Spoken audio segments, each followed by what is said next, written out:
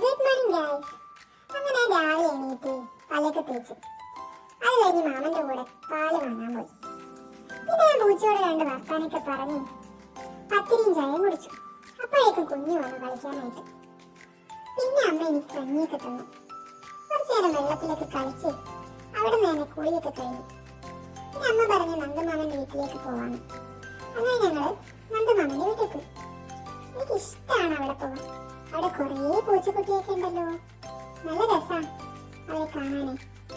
പിന്നെ വീട്ടിലെത്തി ചോറൊക്കെ തിന്നു. വൈകുന്നേരമായപ്പോ കുറച്ചു നേരം ഇരുന്ന് കളിച്ചു. അത് കഴിഞ്ഞ് മാമ എനിക്ക് കുറച്ച് കടല കൊണ്ടു തന്നു.